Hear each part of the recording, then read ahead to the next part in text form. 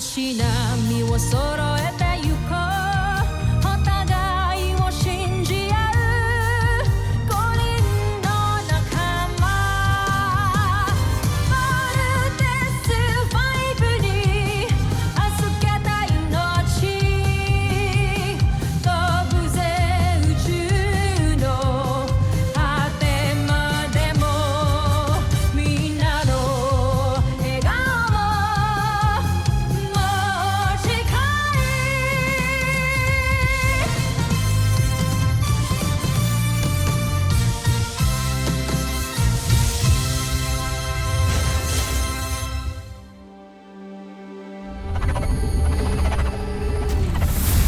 Ang nakaraan sa Voltes 5 Legacy. Tagal na rin akong naghintay upang bumawi sa mga Voltes 5.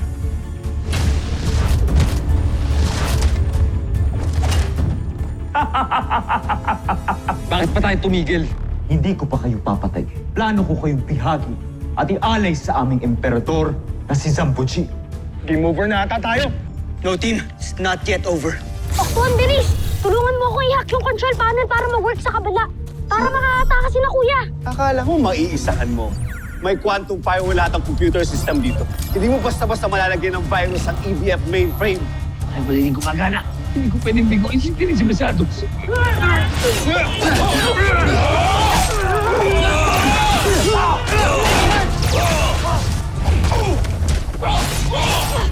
Jamie!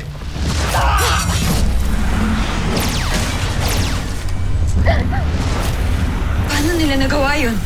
Little John Armstrong! Wow, ha? Talagang nagawa niyo pa mag-bebe time?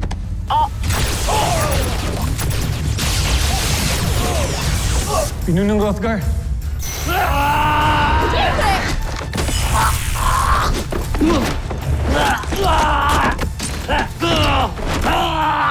Tapos na ang iyong pupul.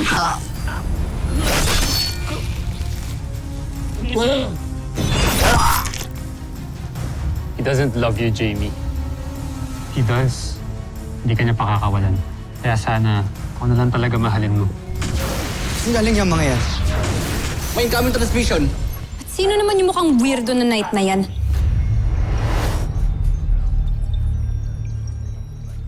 Ako si General Ozla ng Busan. Nagustuhan niyo ba ang pasalubong ko bilang tanda ng aking pagdating? Pasalubong ba ang tawag mo doon? Huwag ka masyadong mayabang, ha? Sinubukan ko lang naman ang tibay ng inyong pananggalang. Masasabi kong hindi kayo nahuhuli. Mataas lang kayo ng kaunti sa mga hayop dyan sa inyong planeta. Anong sinasabi mong hayop?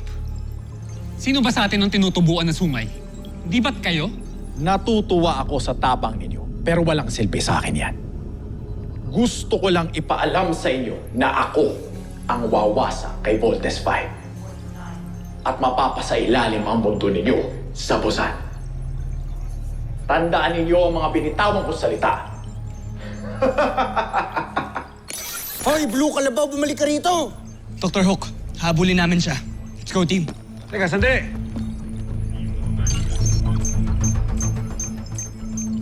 Tingnan niyo yung nangyayari. Nasira ang ating radar system. Kailangan maayos to. Naku! Cascade failure! Paano na yan? Baka mamaya sumugod na ang mga kalaban.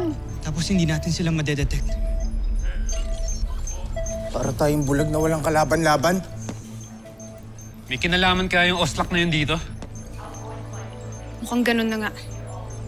Kung sino man yung General Oslak na yan, mukhang isa siya sa magiging mabigat na kalaban natin. Tomas, I want you to analyze a sample of those meteorites.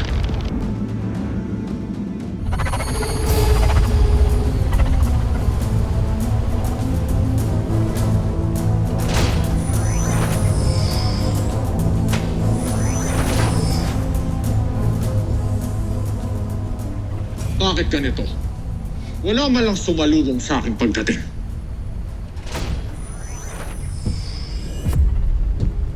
Draco.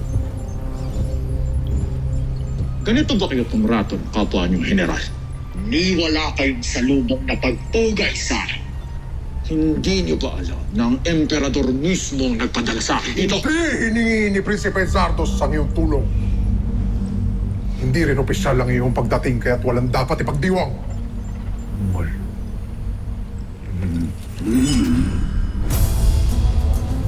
Tumagat ka sa akin, Taran! Kapupunta!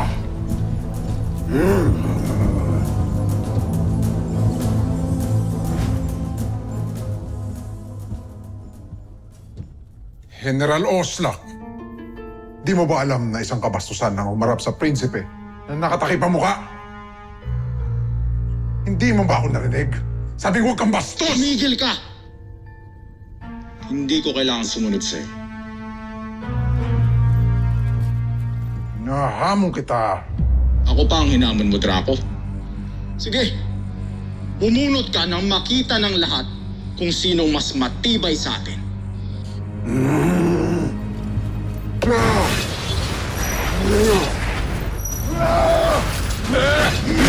Protektahan ng prinsipe!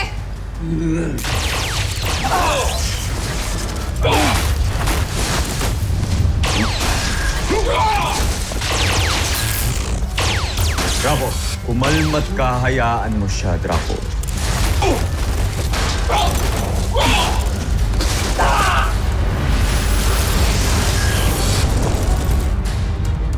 Tama na, Draco!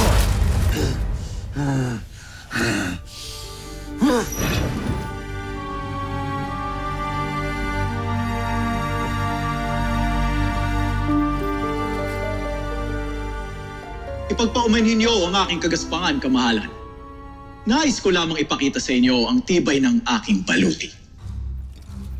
Yari ito sa kakaibang uri ng metal, ang Maxican.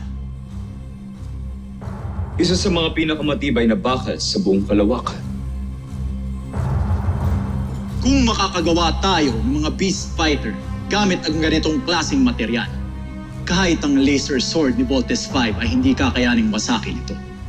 Napakadaling sabihin. Kamahalan, handa akong patunayan sa inyo ang tibay ng aking baluti. Joffre, kung mamarapatin ninyo, hayaan natin siyang sumailalim sa ilang pagsubok upang malaman kung totoo ang sinasabi niya. Tama ka, General Zan. Kung gayon, ihanda mo ang iyong sarili at ang iyong baluti, General Oslak.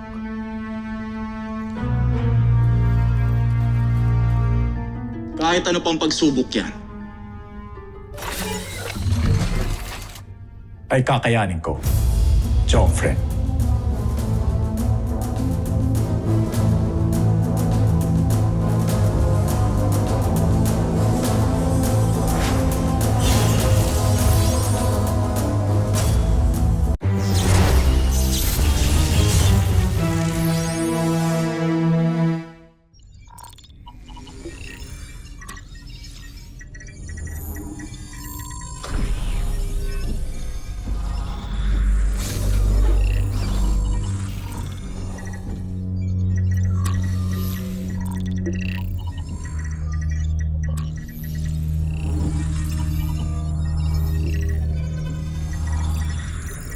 tama ba yung ginagawa mo?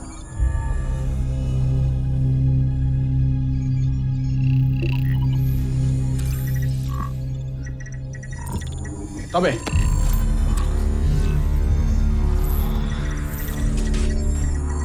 Sandali, anong ginagawa mo? Itigil mo yan! Itigil mo yan ngayon din!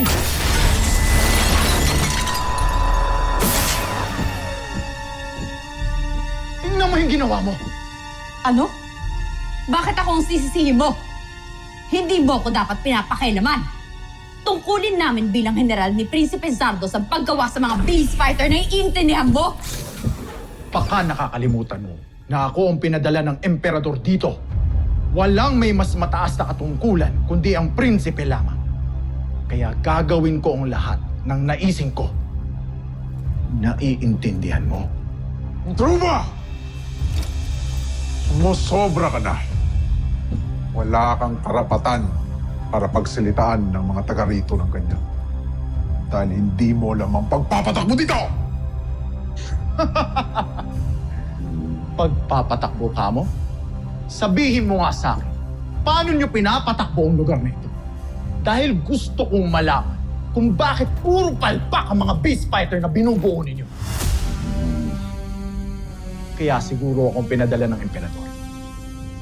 Ngayon, gawin niyo ang mga trabaho. Pero nasa akin, huling pa siya. Maliwanag.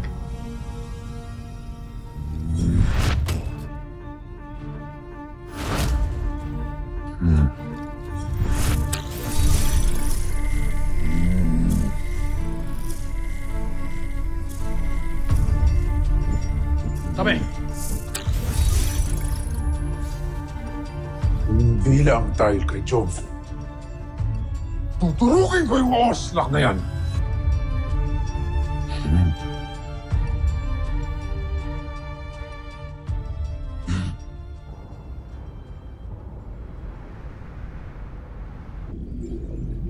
Dr. Hook, kapag in-expose ko ang maliit na meteorite na yan sa shortwave na minus 1,500 megacycles, ito ang mangyayari sa radioscope.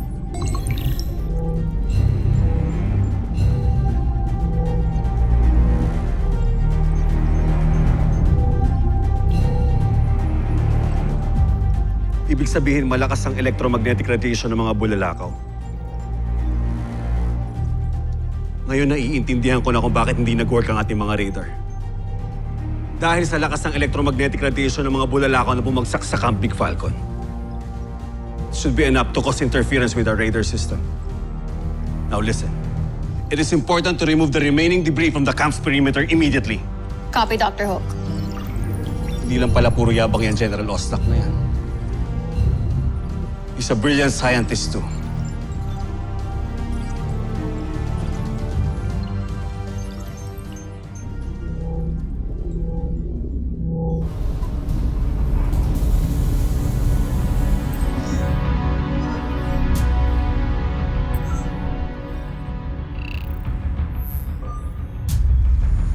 Kapag natalo ng madirigmang ito si Voltes 5, sigurado kong ako ang itataas ng emperador sa posisyon ni Prinsipe Zardos.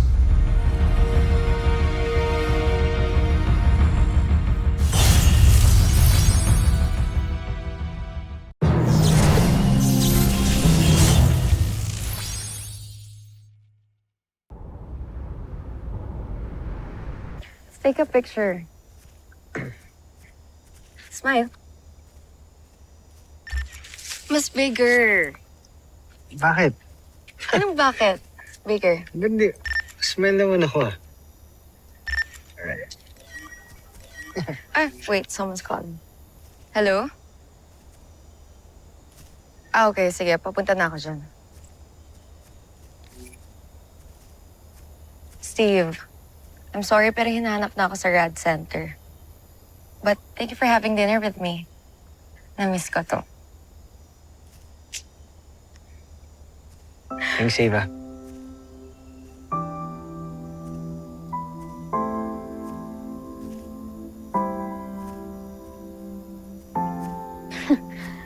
Uy! Kamusta? Mukhang kayo na ulit ni Ava. Ano? Nakita ko kasi kayong dalawa ngayon eh. Saka, pansin ko rin na papadalas din kayong magkasama. So, ano? Kayo na ba ulit?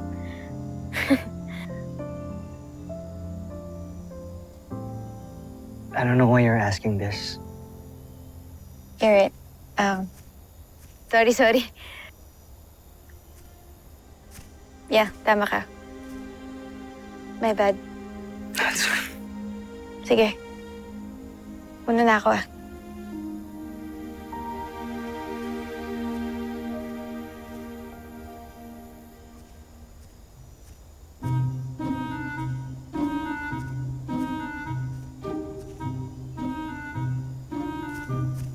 Alam mo, ibang klase ka rin eh, no? Ang galing-galing mong magtaboy ng mga girls. Alam mo kung meron lang award for Jerk of the Year? Hall of Famer ka. Ibang klase ka na eh. Iba na yung level mo, pang expert. Mas grabe yung level mo, manggatong, ano? Uy, joke lang. Yan na. Grabe naman to. Ipagpaumanhin niyo ang magiging opinion ko. Ngunit, wala talaga akong tiwala kay General Oslak. Iniisip namin kamahalan na baka hindi talaga siya ipinadala dito ng emperador. Wala tayong opisyal na papatid, kaya maaaring dumating lang siya dito ng kusa upang pabagsakin ka. Ano ibig niyo sabihin? Si Zul, Joffrey, hindi ba't nag-i-espiya rin siya sa inyo noon? Baka ganun lang din ang misyon ni General Oslak kaya siya nandito. At ang mas nakababahala ay maaari niyang pagtaka ng iyong buo. Draco! Zandra! Siguro ay naiinggit lamang kayo kay General Oslak kaya niyo siya sinisiraan. Ang dapat ginagawa ninyo ay pinatutunayan ng mga galit ninyo. Kapag makarinig pa ako ng mga ganitong bagay, ako mismo ang tatapos sa inyo. Maliwanag! Masusunod, Joffrey.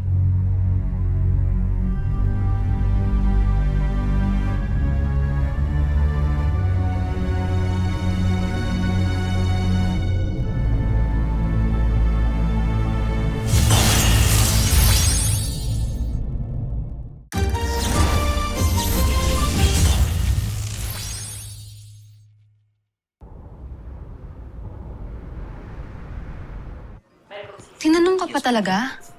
Anong di niya maintindihan? Diba? Anesthesia yata yung dumadaloy sa dugo ng Steve na yun. Manhid? So, anong gagawin mo? Ibig sabihin lang nun, tigilan mo na siya. Maybe? Maybe? Patanong talaga? Sure na, wala kang mapapala sa Steve na yan. Kaya move on na, friend. #Steve cancelled. Bakit ba kasi ako nagkakagusto sa taong ayaw naman sa akin? Ay nako, iisa lang tayo ng tanong, friend. At siguro kahit yung pinakamatalinong tao sa mundo, hindi masasagot ang tanong na yun. Jamie Robinson! Kanina pa kita hinahanap. Sorry, Dr. Hook, nalubat po yung comlink ko. Now suit up and report for duty! Yes, Dr. Hook! Yan. Trabaho ka na lang para makalimot dyan sa Steve Manhid na yan. Oo na. Oh, ano pang tinatayo niyo dyan? Move it! Yes, Dr. Hook!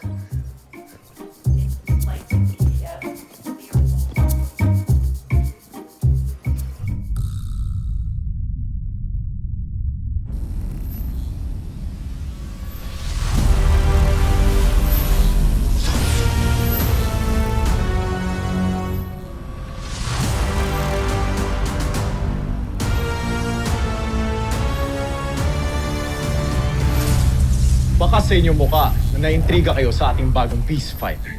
Huwag na kayong mag-alala. Siya na ang bahala sa pagwasak kay Voltes 5. Huwag mong pangunahan ang kalaban, Oslak. Ilang beses na namin nasubukan ang kanilang kakayahan at kami nabigo. Huwag kang magsalita na tapos. Nauunawaan kita. Pero gusto ko lang naman sabihin sa inyo na nagawa ko na ang nararapat bago niyo pa matiutos. Ano ibig mo sabihin? Pinangungunahan mo. Huwag kang mapangahas, Oslak. Tandaan mo, ako pa rin ang pinuno dito. At ika'y hamak na alagad ko lang.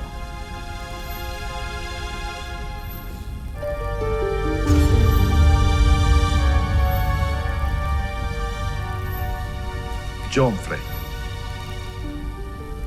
ang nais ko lang naman tukuyin sa inyo ay ang mga bulalakaw na bumagsak sa Camp Big Falcon noong aking pagdating ay nagtataglay ng malakas na kontra-enerhiya, nabubulag sa kanilang mga radar. Hindi nila malalaman ang ating pagdating. Kaya tiyakap na masusurpresa natin sila. Joffrey. Magaling. Mukhang tama ka, General Oslak. ikaw nga yata ang general na makakatulong sa akin.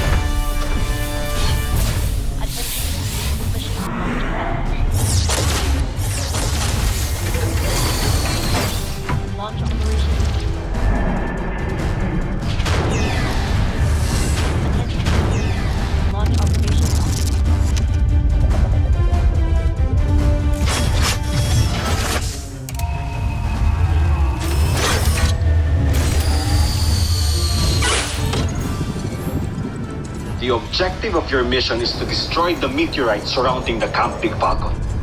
Roger. Roger!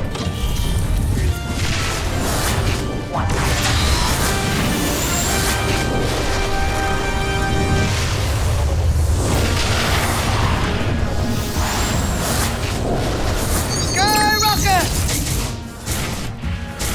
Bomber missile! Badger knuckle! Frigate rocket! Thunder missile! CBF Command. All meteorites eliminated. Mabuti naman at naayos na ang radar system. Yes po, Doctor. Fully operational na. Dr. Hook, may na-detect from the southeast na papuntang Beast Fighter. Red alert!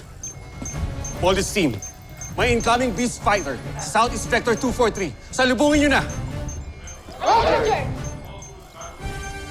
Here we go again. And it was such a quiet day.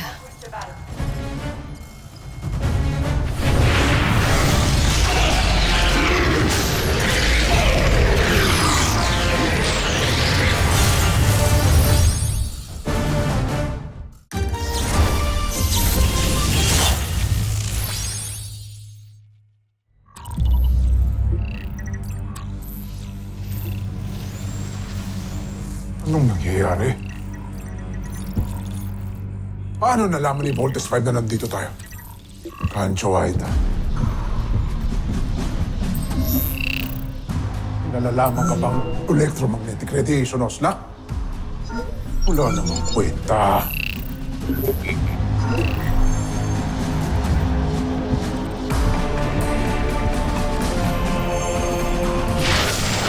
Sinabi ko naman sa'yo, Oslak, hindi mo dapat minamalit ang Voltes 5.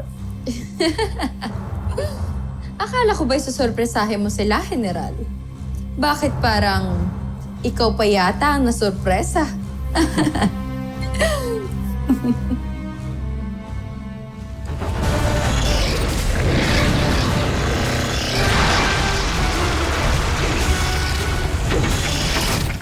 Hala, nakikita niyo ba yun? Grabe, ang laking isda. Nakakatakot ang itsura. Isda na naman. Pero parang hindi to pangkaraniwang beast fighter, ah. Ano, kinakabahan kayo sa isang isda? Team, let's engage! Commit! Commit! Skyrocket! Bomber missile!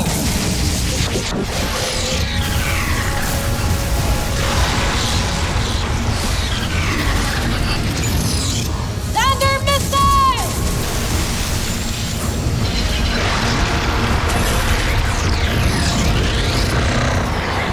Susunod sa Voltes 5 Legacy. Go, Steve! Ihawin na natin tong isdang to. Grand fire! Kamahala, pagmasdan niyo ang tibay ng aking ginawang beast fight. Ultra electromagnetic whip! Ultra electromagnetic top! Tibay talaga ng sangto. Wala pa rin nangyari sa kanya, oh! Gamitin niyo na ang iyong laser sword para makita niyo na ang kapangyarihan ng aking beast fighter.